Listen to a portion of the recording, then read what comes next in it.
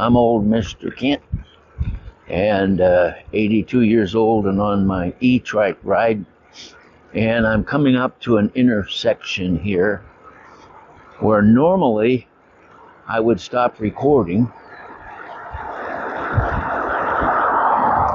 because there's so much traffic noise on the road we're going to turn onto.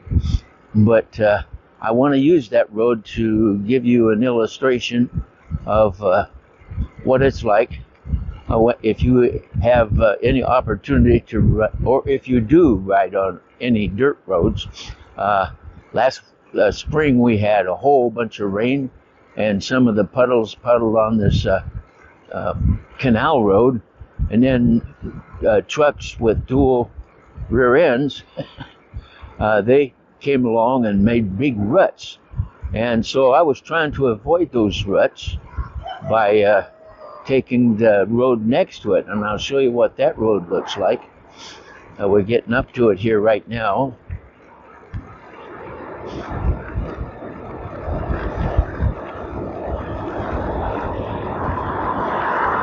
Okay, so that road there on the left side of the canal, that's a really nice road. The only problem is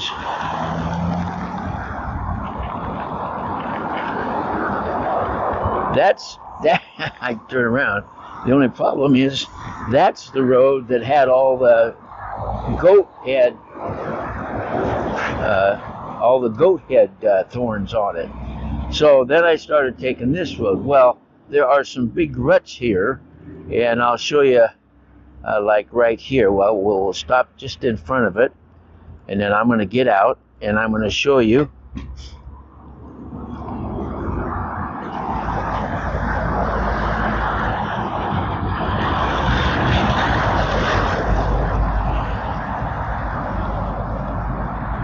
Okay, so I'm standing in the rut, and if I try to go around it over here, the bike may tip over, and if I over there, be tip over the other way. So I decided to just learn how to ride through the rut, and so we're just going to go ahead and ride through it, and you can see what it's like.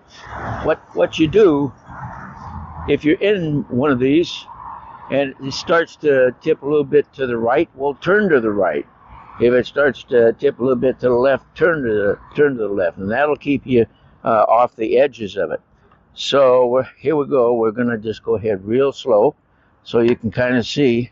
Now we're down in the rut, and I'm starting to tip to the left, so I turn to the left and turn to the right to keep it balanced. Okay, and so you can go through those ruts just fine. Now here's another rut. I'll just use arrows to point to this.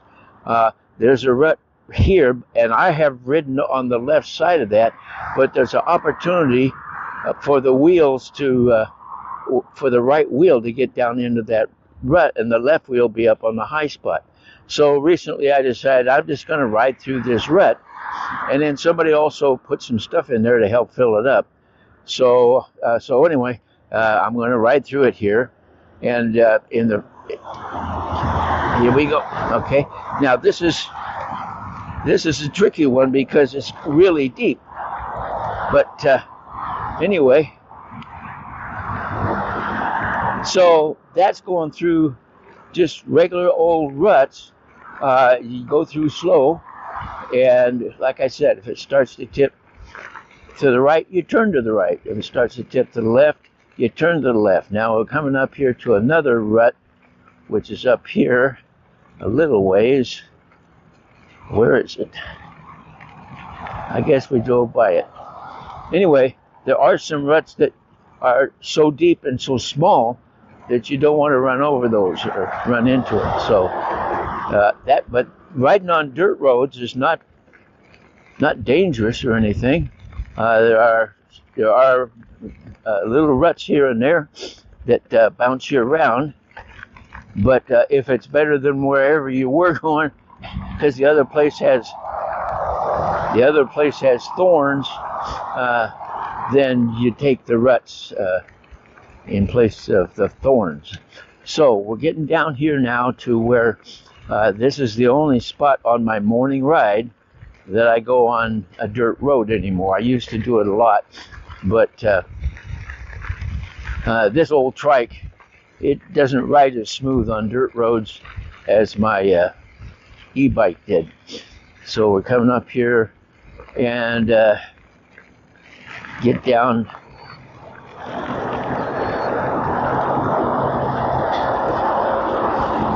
All right. So now we're on pavement, and of course,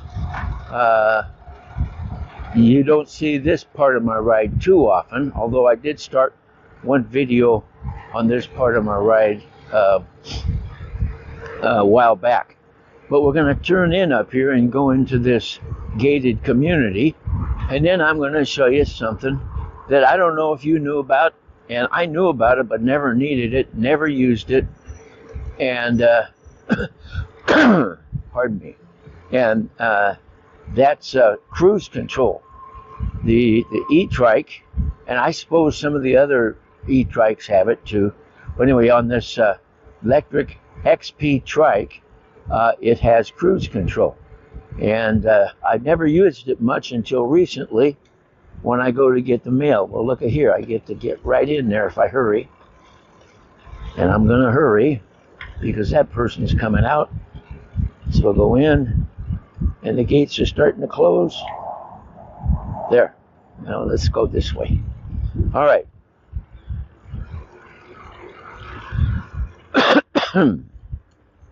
Now we're out of the noise of the traffic, which is how I like to make videos. All right. So what is cruise control? Well, I'll just show you what with this trike.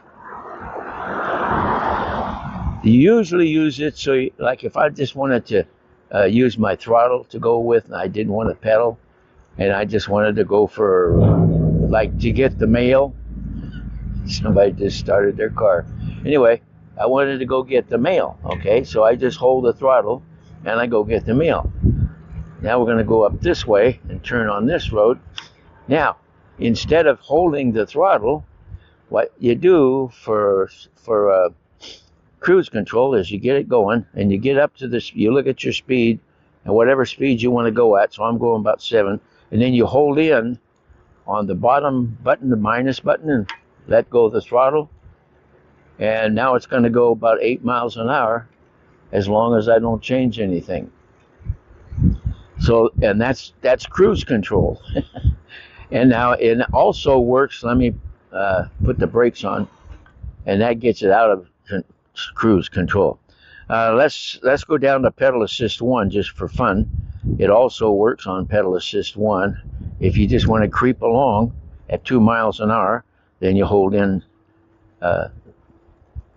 cruise control button, which is the minus button, and we're going at 1 mile an hour, and we're just cruising along real slow.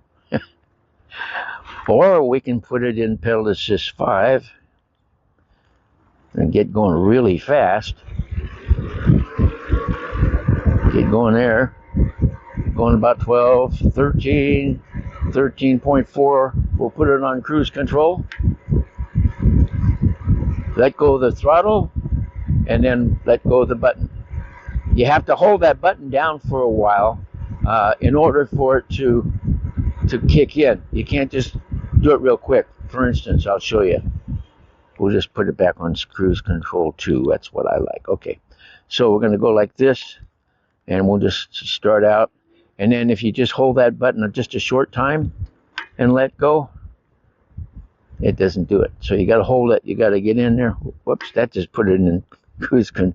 That put it in pedal assist 1. So now we're in pedal assist 2. And we'll go around the corner here.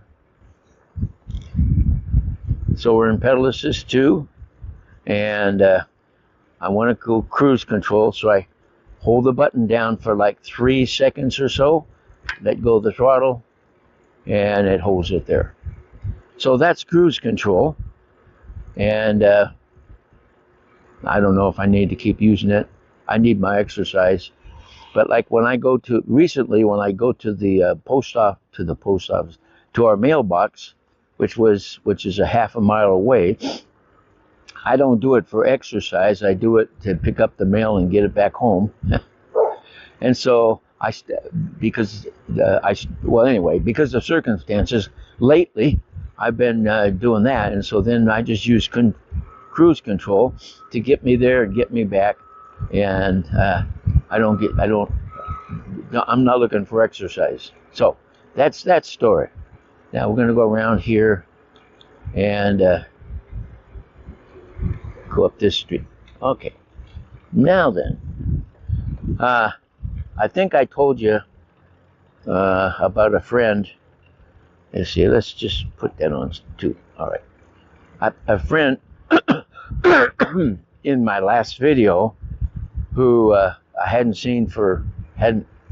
heard from for years, and he sent me a nice plaque which I hung on my wall with my computer pictures and stuff, and we had so much in common, and he put it in a letter, and he said I had talked to him on the phone years ago, or whatever he said the last time that we talked. And the problem is, I thought it was years ago, and he's a friend of mine in Illinois, and if you're the guy in Illinois, I don't want to use your name unless you want me to, but anyway, I thought it was years ago because my memory's not all that great. So, come to find out, on my last phone visit with him, it was in May, a year ago.